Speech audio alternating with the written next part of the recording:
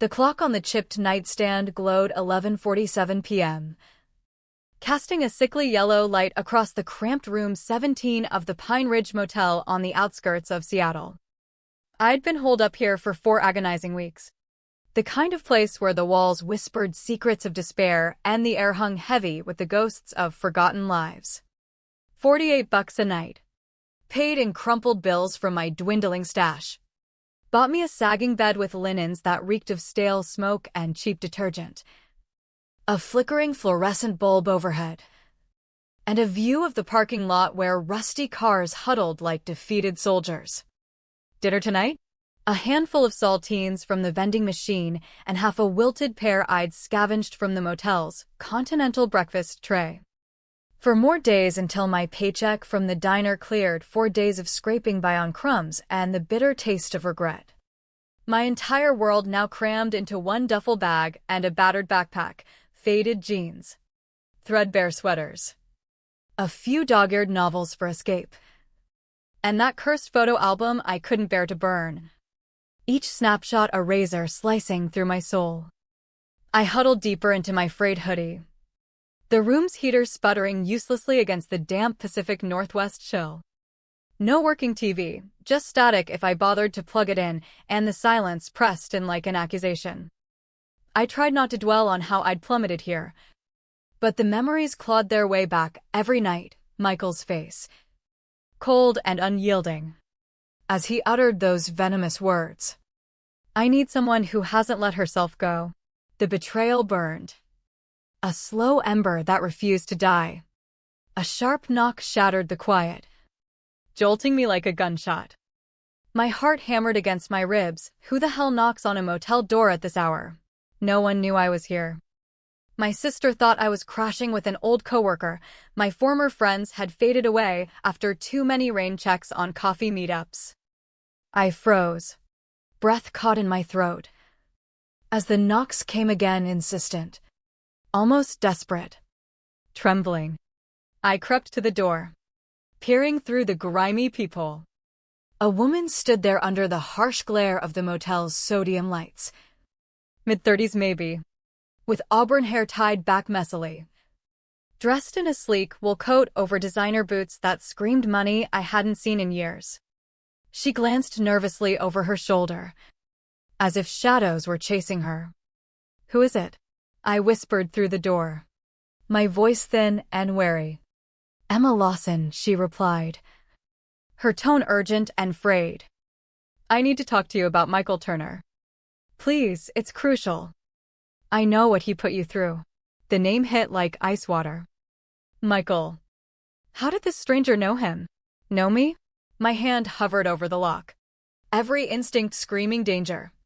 But curiosity and a flicker of buried rage won out.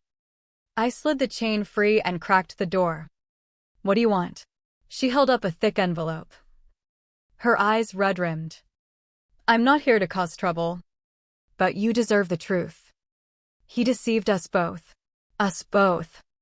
The words hung heavy, pulling me into a vortex I wasn't ready for. Against my better judgment, I stepped aside, letting her in. She perched on the edge of the bed, envelope clutched like a lifeline, while I sank into the rickety chair, arms crossed protectively. "Start talking," I said, my voice steadier than I felt. Emma took a ragged breath, tears welling. "I'm so sorry to barge in like this, but time's running out. I was his partner.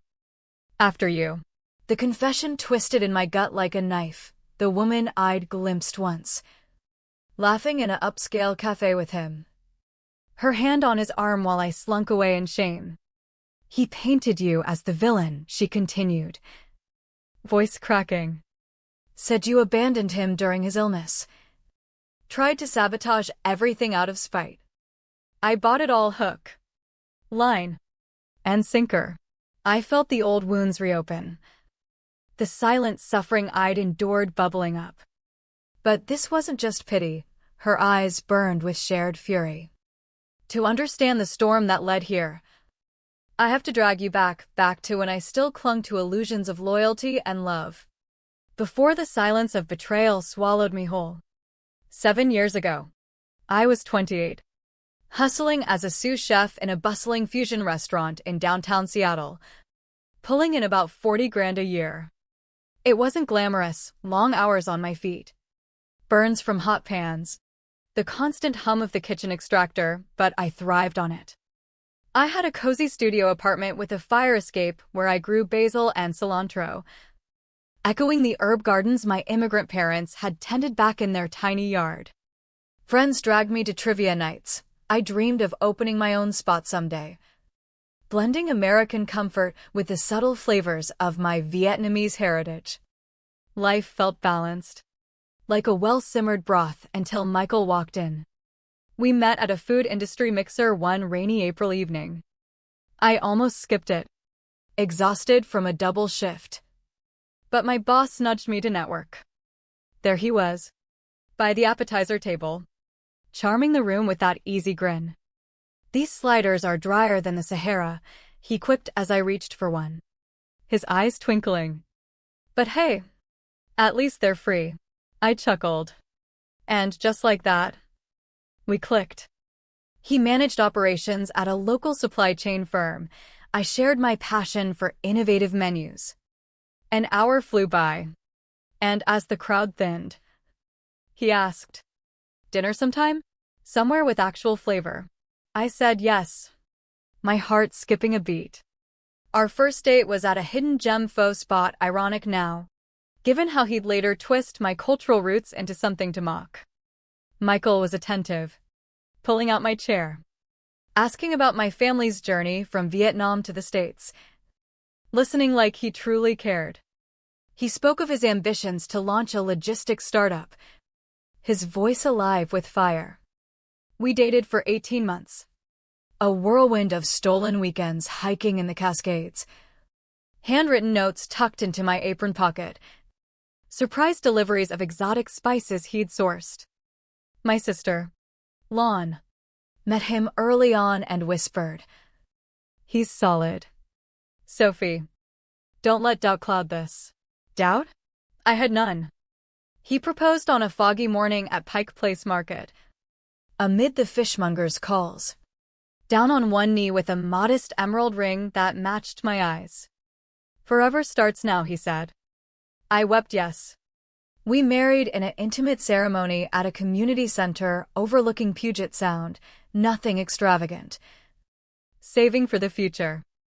Lon beamed, his folks flew in from Oregon. Vows exchanged under string lights, in sickness and health. Richer or poorer. I believed him. Body and soul. The way my parents had taught family above all. Sacrifice without question. Post-honeymoon, Michael pitched the idea that sealed our fate. "Let's start our own thing," he said over homemade banh mi one night. "A food distribution service, your culinary know-how, my logistics edge. Partners in everything. Risky. Yes, loans. Late nights. Scraping by. But his certainty infected me. We'll create something lasting. Sophie. For us." I dove in. Turner Provisions launched with a small SBA loan and our nest egg. Year one was hell, ramen dinners, pawned heirlooms from my parents' old life, sleeping on an air mattress in our walk-up. But we grew, secured restaurant contracts, hired a tiny team, upgraded to a warehouse. By year 4, we were stable, a modest craftsman home in Ballard with a garden for veggies, a reliable SUV for deliveries. Talks of kids after stabilizing finances. Life simmered perfectly. On our anniversary, back at that pho spot, we toasted. "To enduring storms," Michael said, his gaze locking mine. I echoed it, heart full. But storms were brewing, silent and insidious. It began with fatigue, Michael dragging after shifts, napping mid-afternoon. Just the grind he'd brush off. Then weight loss, his frame shrinking under loose shirts. Night sweats soaked our sheets, he'd shiver. "Clammy. Doctor." Now, I insisted after weeks of denial. The waiting room blurred into tests, scans, biopsies. Diagnosis hit like thunder. Stage 3 lymphoma. Aggressive. Nodes involved. Aggressive chemo. Radiation. Possible stem cell transplant, the oncologist said. Without it, months at best. Michael crumbled in the car park, sobbing. I can't leave you, Sophie. I held him, vowing, you won't. We'll fight, whatever the cost. Cost, the word haunted us. Insurance covered basics.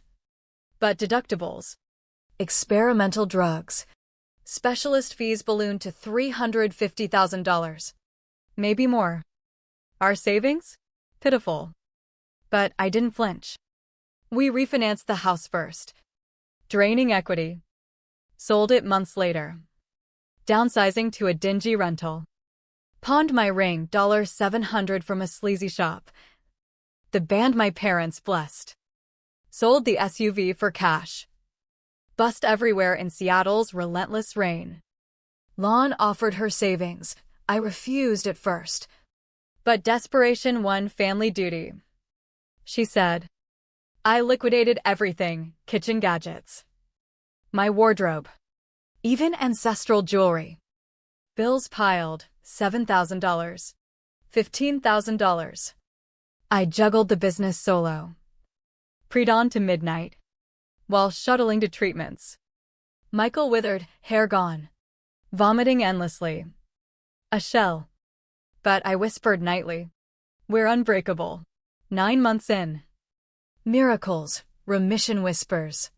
Strength returning. I wept gratitude, every sacrifice validated. We cramped into a studio. Debt crushing. But he lived. Rebuild together. I thought. Yet Michael shifted. A darkness creeping. Obsessed with his phone. Secretive smiles. New suits despite red ink.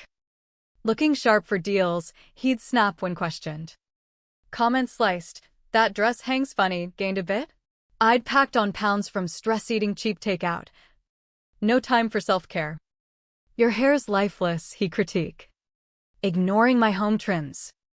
Affection evaporated, touches became ghosts. Late nights reeked of unfamiliar jasmine perfume. Client meetings he'd deflect. Eyes hardening. After what I survived. You interrogate me. Guilt silenced me, I'd borne it all quietly. As taught, endure for harmony. But harmony fractured. One drizzly Thursday. Home from my demoted line cook gig. Michael waited with papers. Divorce, he stated flatly. World tilted. Why? I've evolved. Life's too short for this. Someone else. Irrelevant. You're not enough anymore. The slap of words, after my ruins. I was discarded. Divorce ravaged, his shark lawyer versus my budget one from a strip mall.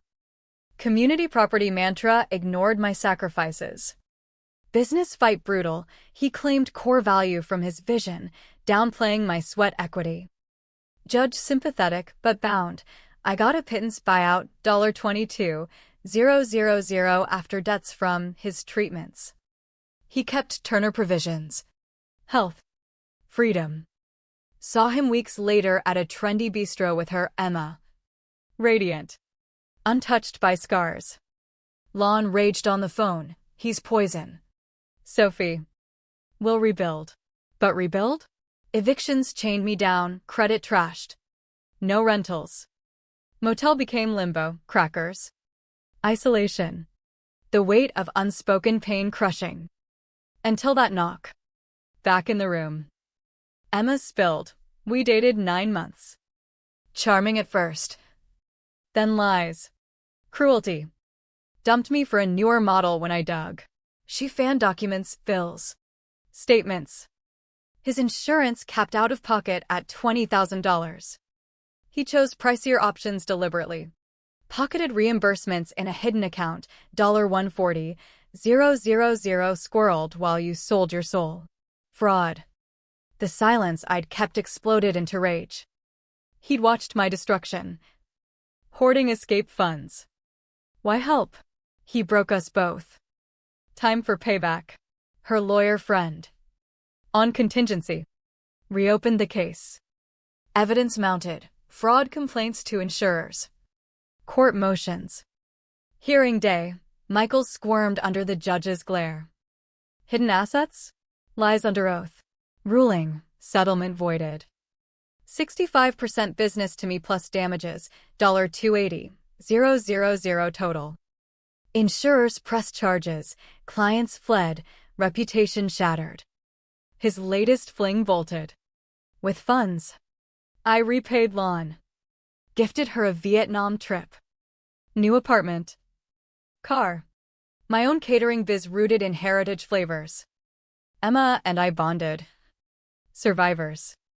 Therapy mended the psychological scars, the imlang I'd suffered. The betrayal's price. Not vengeance for show, but justice born of wounds. I emerged unbroken. The cost of choices etched deep, but free at last.